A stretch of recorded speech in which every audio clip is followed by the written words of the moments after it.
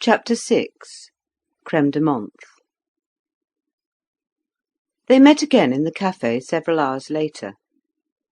Gerald went through the pushed doors into the large, lofty room, where the faces and heads of the drinkers showed dimly through the haze of smoke, reflected more dimly and repeated ad infinitum in the great mirrors on the walls, so that one seemed to enter a vague dim world of shadowy drinkers, humming within an atmosphere of blue tobacco smoke.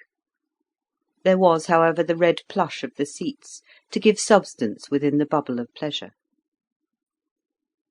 Gerald moved in his slow, observant, glistening, attentive motion down between the tables and the people, whose shadowy faces looked up as he passed. He seemed to be entering in some strange element, passing into an illuminated new region among a host of licentious souls. He was pleased and entertained. He looked over all the dim, evanescent, strangely illuminated faces that bent across the tables. Then he saw Birkin rise and signal to him. At Birkin's table was a girl with dark, soft, fluffy hair, cut short in the artist fashion, hanging level and full, almost like the Egyptian princesses. She was small and delicately made, with warm colouring and large, dark, hostile eyes.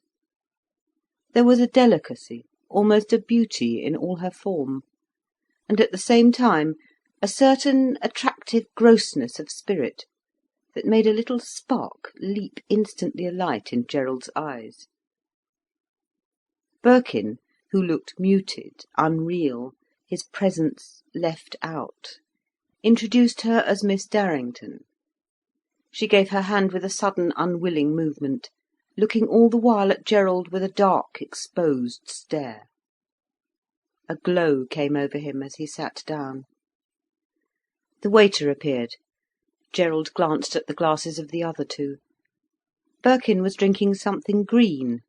Miss Darrington had a small liqueur glass that was empty save for a tiny drop. "Won't you have some more brandy?" she said, sipping her last drop and putting down the glass. The waiter disappeared. "No," she said to Birkin, "he doesn't know I'm back. He'll be terrified when he sees me here." She spoke her R's like W's, lisping with a slightly babyish pronunciation, which was at once affected and true to her character. Her voice was dull and toneless. "Where is he, then?" asked Birkin. "He's doing a private show at Lady Snellgrove's," said the girl. "Warren's is there too." There was a pause. "Well then," said Birkin, in a dispassionate, protective manner, "what do you intend to do?" The girl paused, sullenly. She hated the question. "I don't intend to do anything," she replied. "I shall look for some sittings tomorrow." "Who shall you go to?" asked Birkin. "I shall go to Bentley's first. But I believe he's angry with me for running away." "That is, from the Madonna?" "Yes. And then if he doesn't want me, I know I can get work with Carmarthen." "Carmarthen?" "Lord Carmarthen. He does photographs." "Chiffon and shoulders." "Yes, but he's awfully decent." There was a pause. "And what are you going to do about Julius?" he asked. "Nothing," she said. "I shall just ignore him." "You've done with him altogether?" But she turned aside her face sullenly, and did not answer the question. Another young man came hurrying up to the table. "Hello, Birkin! Hello, Pussum! When did you come back?" he said eagerly. "Today." "Does Halliday know?" "I don't know. I don't care either." "Ha ha! The wind still sits in that quarter, does it? Do you mind if I come over to this table?" "I'm talking to Rupert, do you mind?" she replied coolly, and yet appealingly, like a child. "Open confession, good for the soul, eh?" said the young man. "Well, so long." And giving a sharp look at Birkin and at Gerald, the young man moved off, with a swing of his coat skirts. All this time Gerald had been completely ignored, and yet he felt that the girl was physically aware of his proximity. He waited, listened, and tried to piece together the conversation. "Are you staying at the flat?" the girl asked of Birkin. "For 3 days," replied Birkin. "And you?" "I don't know yet. I can always go to Bertha's." There was a silence. Suddenly the girl turned to Gerald, and said, in a rather formal, polite voice, with the distant manner of a woman who accepts her position as a social inferior, yet assumes intimate camaraderie with the male she addresses. "Do you know London well?" "I can hardly say," he laughed. "I've been up a good many times, but I was never in this place before." "You're not an artist, then?" she said, in a tone that placed him an outsider. "No," he replied. "He's a soldier, and an explorer, and a Napoleon of industry," said Birkin, giving Gerald his credentials for Bohemia. "Are you a soldier?" asked the girl, with a cold yet lively curiosity. "No, I resigned my commission," said Gerald, "some years ago." "He was in the last war," said Birkin. "Were you really?" said the girl. "And then he explored the Amazon," said Birkin, "and now he is ruling over coal mines." The girl looked at Gerald with steady, calm curiosity. He laughed, hearing himself described. He felt proud, too, full of male strength. His blue, keen eyes were lit up with laughter. His ruddy face, with its sharp, fair hair, was full of satisfaction and glowing with life. He piqued her. "How long are you staying?" she asked him. "A day or 2," he replied, "but there is no particular hurry." Still she stared into his face with that slow, full gaze which was so curious and so exciting to him. He was acutely and delightfully conscious of himself, of his own attractiveness. He felt full of strength, able to give off a sort of electric power, and he was aware of her dark, hot-looking eyes upon him. She had beautiful eyes, dark, fully opened, hot, naked in their looking at him. And on them there seemed to float a film of disintegration, a sort of misery and sullenness, like oil on water. She wore no hat in the heated café. Her loose, simple jumper was strung on a string round her neck, but it was made of rich, peach-coloured crêpe de chine that hung heavily and softly from her young throat and her slender wrists. Her appearance was simple and complete, really beautiful, because of her regularity and form, her soft, dark hair falling full and level on either side of her head, her straight, small, softened features, Egyptian in the slight fullness of their curves, her slender neck, and the simple, rich-coloured smock hanging on her slender shoulders. She was very still, almost null in her manner, apart and watchful. She appealed to Gerald strongly. He felt an awful, enjoyable power over her, an instinctive cherishing very near to cruelty. For she was a victim.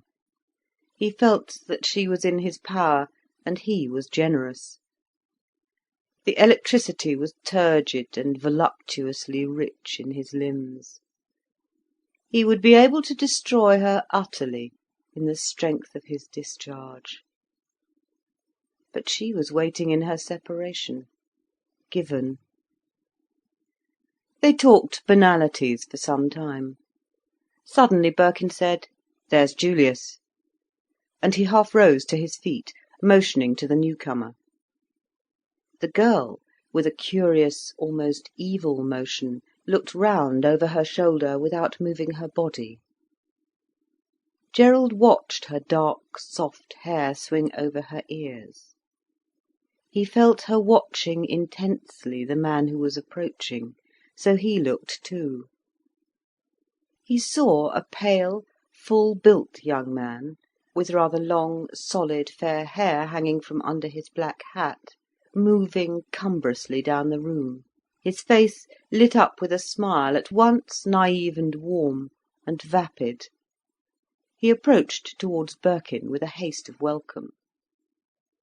It was not till he was quite close that he perceived the girl. He recoiled, went pale, and said in a high, squealing voice, "Pussum, what are you doing here?" The café looked up like animals when they hear a cry. Halliday hung motionless, an almost imbecile smile flickering palely on his face.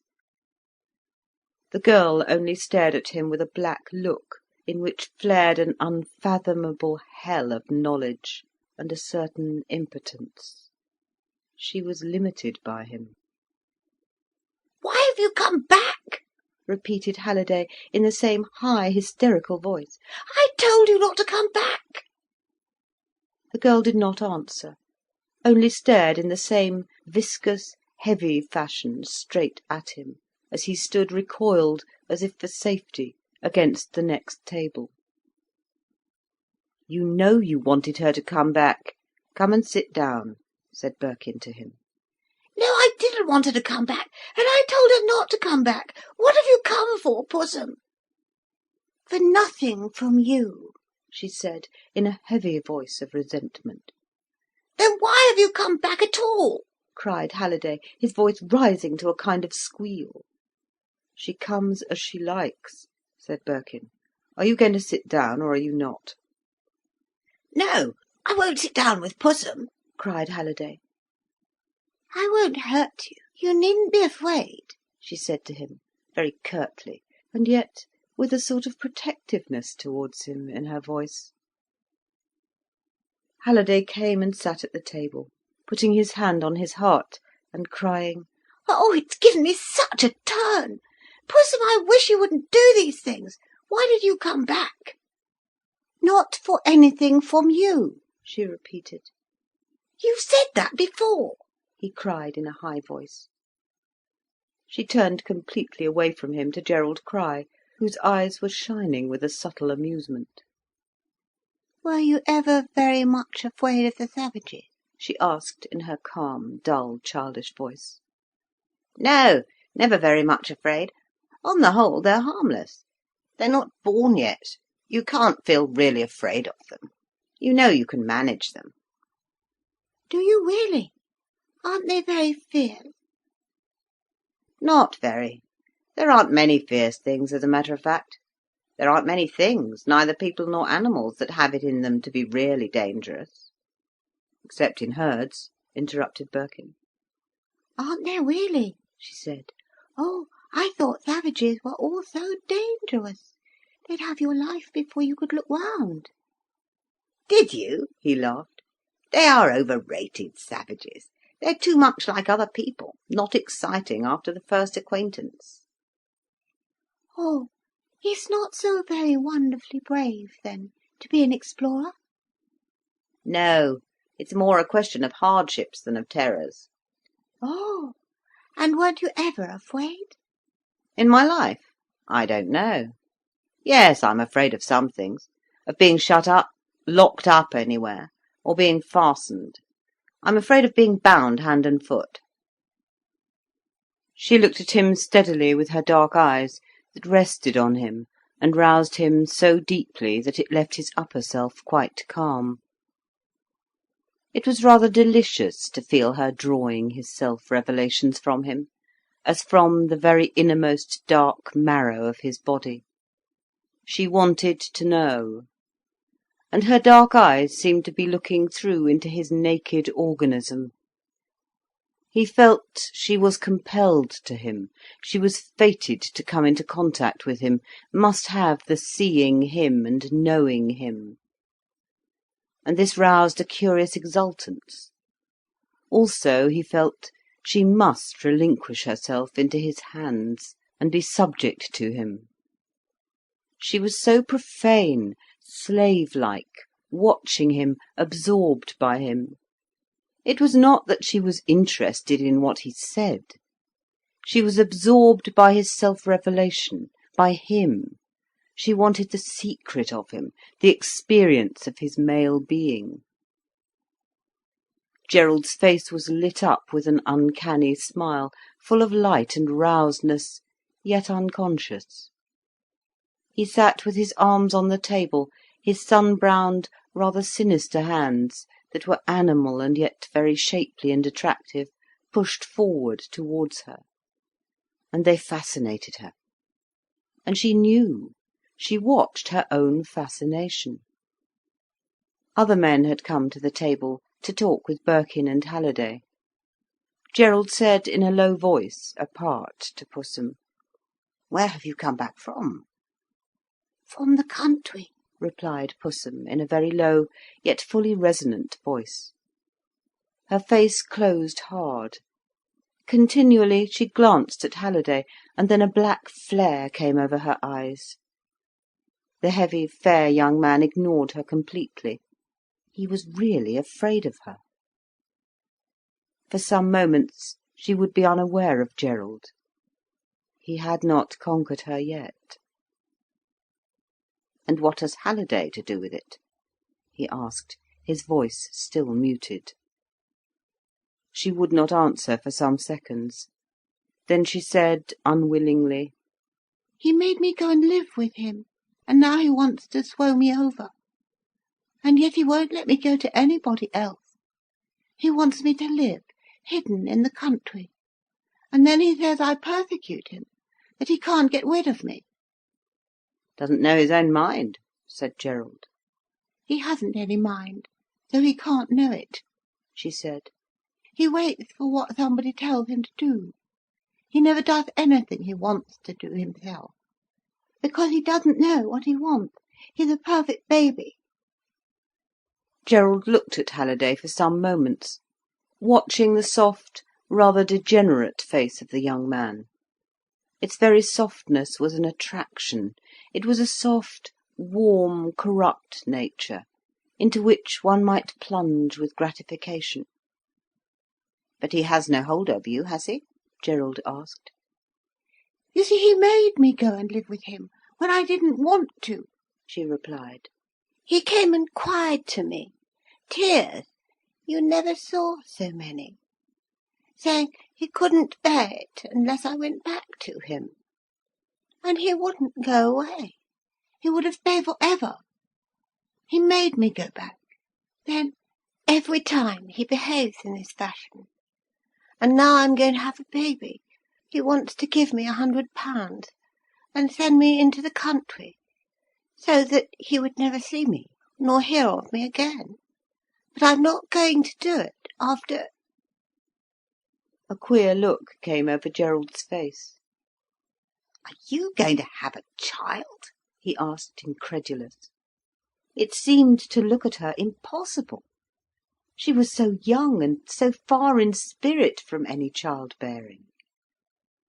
She looked full into his face, and her dark, inchoate eyes had now a furtive look, and a look of a knowledge of evil, dark and indomitable. A flame ran secretly to his heart. "Yes," she said. "Isn't it beastly?"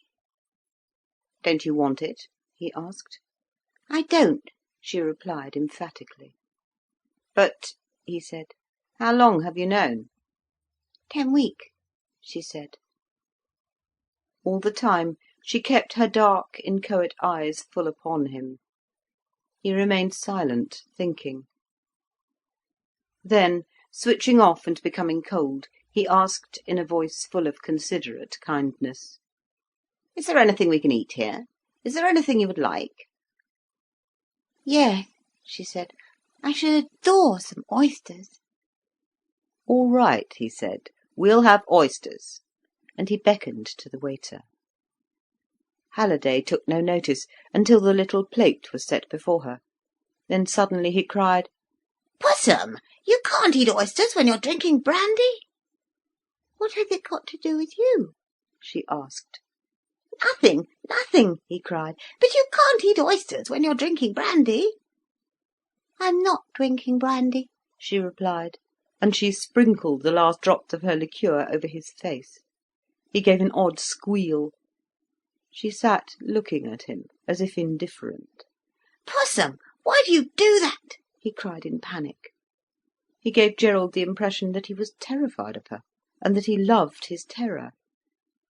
He seemed to relish his own horror and hatred of her, turn it over and extract every flavour from it, in real panic. Gerald thought him a strange fool, and yet piquant. "But, Possum," said another man, in a very small, quick Eton voice, "you promised not to hurt him." I haven't hurt him," she answered. "What will you drink?" the young man asked. He was dark and smooth-skinned, and full of a stealthy vigour. "I don't like porter, Maxim," she replied. "You must ask for champagne," came the whispering, gentlemanly voice of the other. Gerald suddenly realised that this was a hint to him. "Shall we have champagne?" he asked, laughing. "Yes, please. Dwy," she lisped childishly. Gerald watched her eating the oysters. She was delicate and finicking in her eating. Her fingers were fine and seemed very sensitive in the tips. So she put her food apart with fine, small motions. She ate carefully, delicately. It pleased him very much to see her, and it irritated Birkin. They were all drinking champagne. Maxim, the prim young Russian with the smooth, warm-coloured face and black oiled hair, was the only one who seemed to be perfectly calm and sober. Birkin was white and abstract, unnatural. Gerald was smiling with a constant bright, amused, cold light in his eyes, leaning a little protectively towards the Pussum, who was very handsome and soft, unfolded, like some red lotus in dreadful flowering nakedness, vainglorious now, flushed with wine and with the excitement of men. Halliday looked foolish. One glass of wine was enough to make him drunk and giggling, yet there was always a pleasant, warm naivety about him that made him attractive. "I'm not afraid of anything except black beetles," said the Pussum, looking up suddenly and staring with her black eyes, on which there seemed an unseeing film of flame fully upon Gerald. He laughed dangerously from the blood. Her childish speech caressed his nerves, and her burning, filmed eyes, turned now full upon him, oblivious of all her antecedents, gave him a sort of licence. "I'm not," she protested. "I'm not afraid of other things. But black beetles, ugh!" She shuddered convulsively, as if the very thought were too much to bear. "Do you mean," said Gerald, with the punctiliousness of a man who has been drinking, "that you are afraid of the sight of a black beetle, or you are afraid of a black beetle biting you or doing you some harm?" "Do they bite?" cried the girl. "How perfectly loathsome!" exclaimed Halliday. "I don't know," replied Gerald, looking round the table. "Do black beetles bite? But that isn't the point. Are you afraid of their biting, or is it a metaphysical antipathy?" The girl was looking full upon him all the time, with inchoate eyes. "Oh, I think they're beastly. They're horrid," she cried. "If I see one, it gives me the creeps all over. If one were to crawl on me, I'm sure I should die. I'm sure I should." "I hope not," whispered the young Russian. "I'm sure I should, Maxim," she asseverated. "Then one won't crawl on you," said Gerald, smiling and knowing. In some strange way he understood her. "It's metaphysical, as Gerald says," Birkin stated. There was a little pause of uneasiness. "And are you afraid of nothing else, Pussum?" asked the young Russian, in his quick, hushed, elegant manner. "Not really," she said. "I'm afraid of something, but not really the same. I'm not afraid of blood." "Not afraid of blood!" exclaimed a young man with a thick, pale, jeering face, who had just come to the table and was drinking whisky. The Pussum turned on him a sulky look of dislike, low and ugly. "Aren't you really afraid of blood?" the other persisted, a sneer all over his face. "No, I'm not," she retorted. "Why, have you ever seen blood except in a dentist's spittoon?" jeered the young man. "I wasn't speaking to you," she replied rather superbly. "You can answer me, can't you?" For reply, she suddenly jabbed a knife across his thick, pale hand. He started up with a vulgar curse. "Shows what you are," said the Pussum in contempt. "Curse you!" said the young man, standing by the table and looking down at her with acrid malevolence. "Stop that!" said Gerald, in quick, instinctive command. The young man stood looking down at her, with sardonic contempt, a cowed, self-conscious look on his thick, pale face. The blood began to flow from his hand. "Oh, how horrible! Take it away!" squealed Halliday, turning green and averting his face. "Do you feel ill?" asked the sardonic young man in some concern. "Do you feel ill, Julius? Garn, it's nothing, man. Don't give her the pleasure of letting her think she's performed a feat. Don't give her the satisfaction, man. It's just what she wants." "Oh!"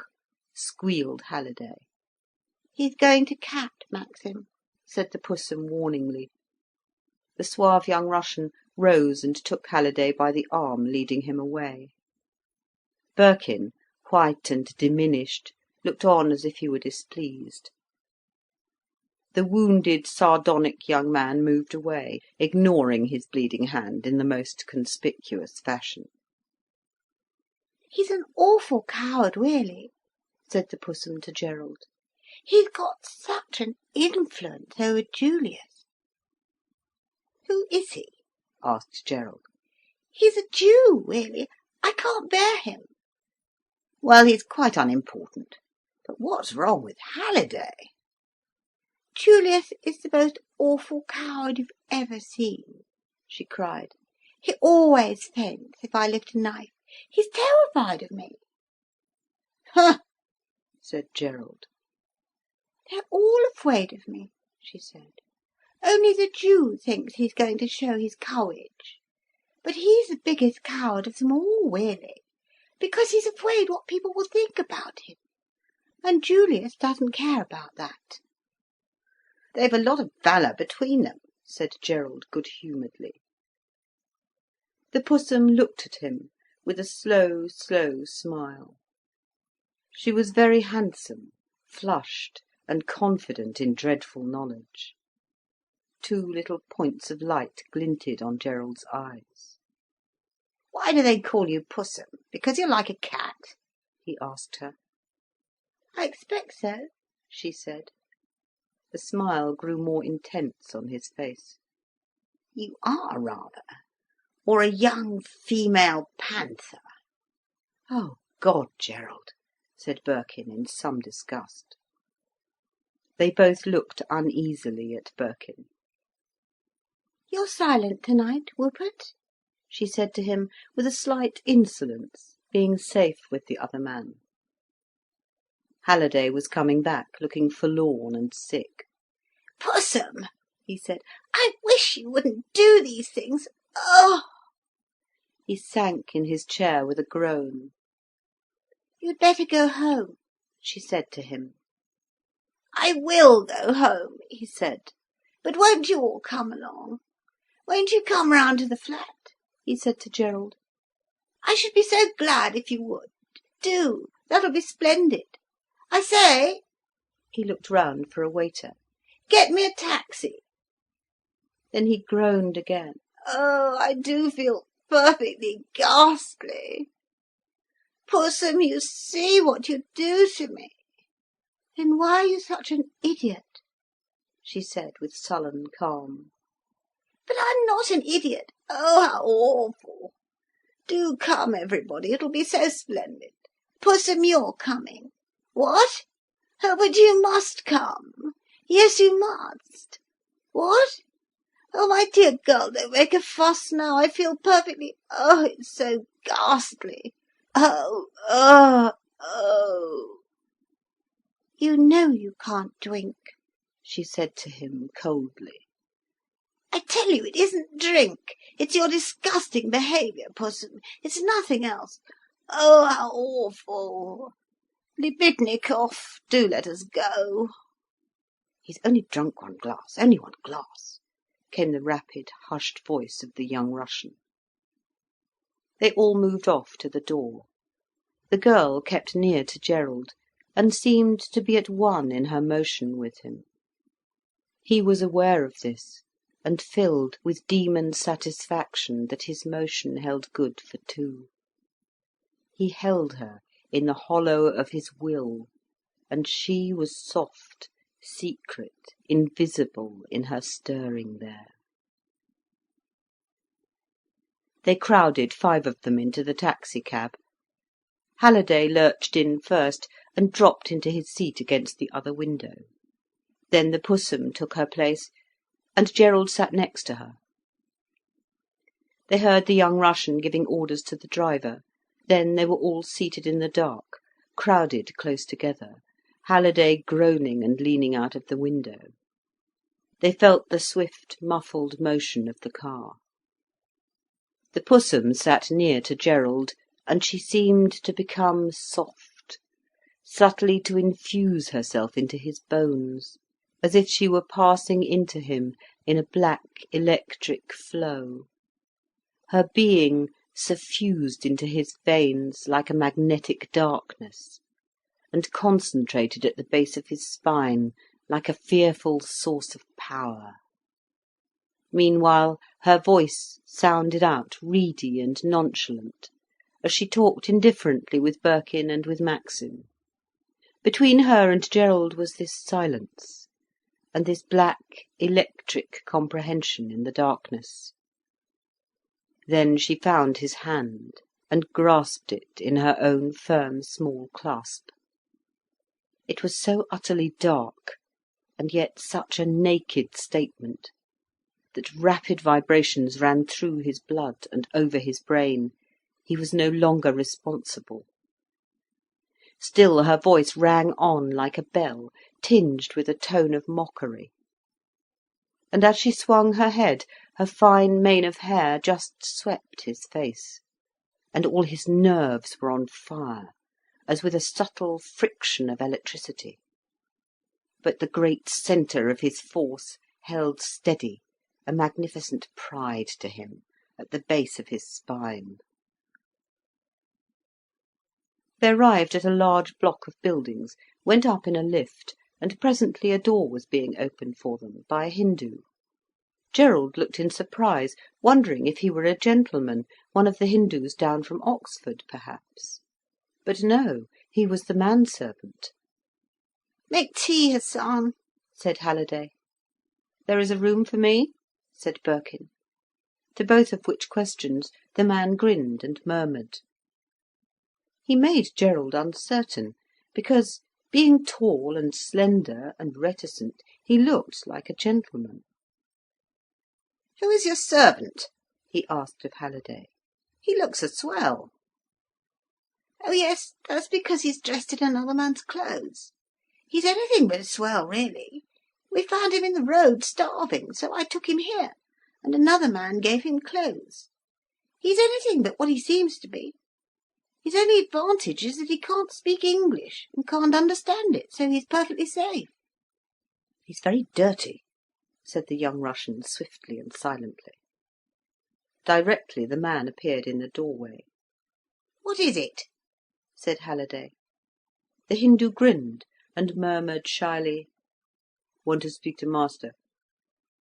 Gerald watched curiously. The fellow in the doorway was good-looking and clean-limbed. His bearing was calm. He looked elegant, aristocratic.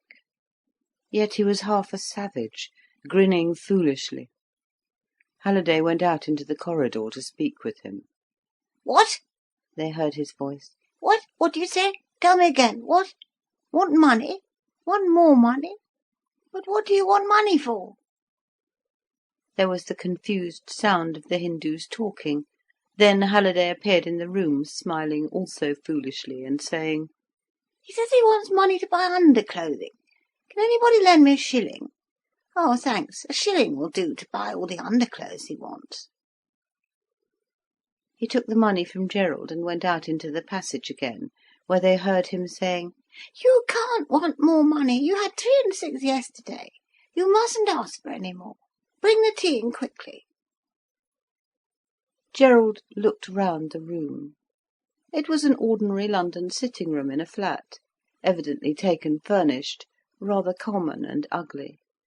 But there were several negro statues, wood carvings from West Africa, strange and disturbing. The carved negroes looked almost like the fetus of a human being. One was a woman sitting naked in a strange posture, and looking tortured, her abdomen stuck out.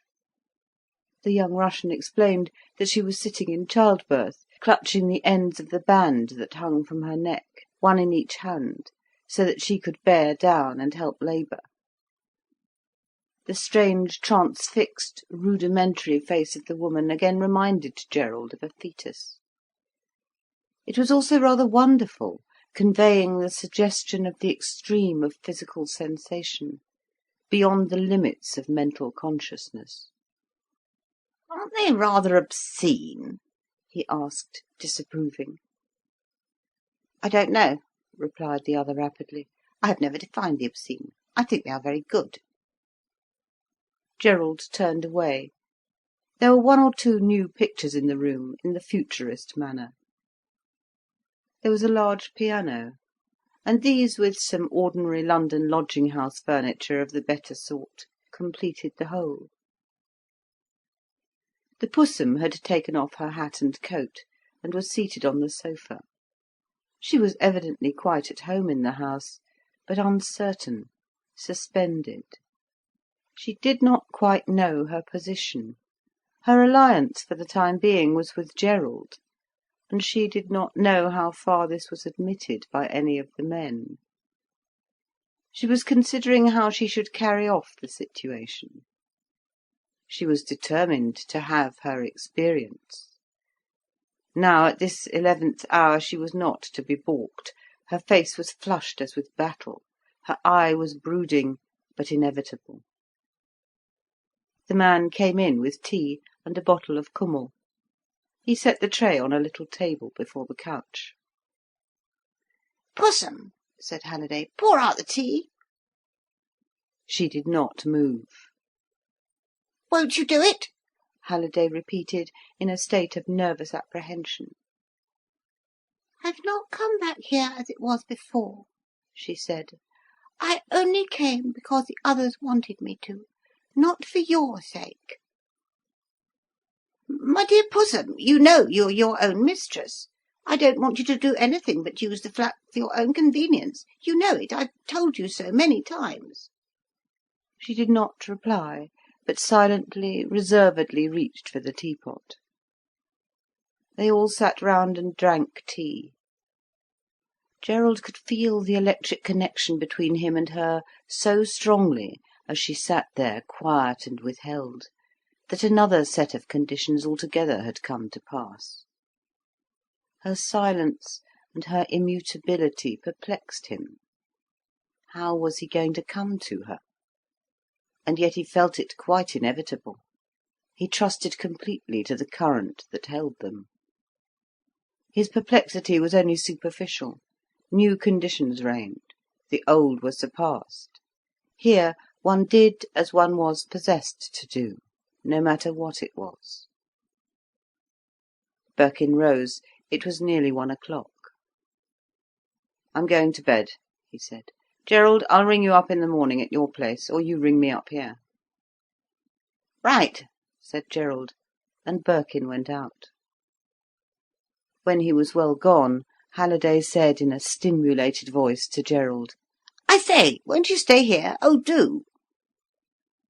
"You can't put everybody up," said Gerald. "Oh, but I can, perfectly. There are 3 more beds besides mine. Do stay, won't you? Everything is quite ready. There is always somebody here. I always put people up. I love having the house crowded." "But there are only 2 rooms," said the Pussum, in a cold, hostile voice. "Now Rupert's here." "I know there are only 2 rooms," said Halliday, in his odd, high way of speaking. "but what does that matter?" He was smiling rather foolishly, and he spoke eagerly, with an insinuating determination. "Julius and I will share one room," said the Russian, in his discreet, precise voice. Halliday and he were friends since Eton. "It's very simple," said Gerald, rising and pressing back his arms, stretching himself. Then he went again to look at one of the pictures. Every one of his limbs was turgid with electric force, and his back was tense like a tiger's with slumbering fire. He was very proud. The Pussum rose. She gave a black look at Halliday, black and deadly, which brought the rather foolishly pleased smile to that young man's face. Then she went out of the room, with a cold good night to them all generally. There was a brief interval. They heard a door close. Then Maxim said in his refined voice, "That's all right." He looked significantly at Gerald, and said again, with a silent nod, "That's all right. You're all right." Gerald looked at the smooth, ruddy, comely face, and at the strange, significant eyes, and it seemed as if the voice of the young Russian, so small and perfect, sounded in the blood rather than in the air. "I'm all right, then," said Gerald. "Yes, yes, you're all right," said the Russian. Halliday continued to smile, and to say nothing. Suddenly the Pussum appeared again in the door, her small childish face looking sullen and vindictive. "I know you want to catch me out," came her cold, rather resonant voice. "but I don't care. I don't care how much you catch me out." She turned and was gone again. She had been wearing a loose dressing gown of purple silk, tied round her waist. She looked so small and childish and vulnerable, almost pitiful, and yet the black looks of her eyes made Gerald feel drowned in some potent darkness that almost frightened him. The men lit another cigarette and talked casually. End of chapter 6.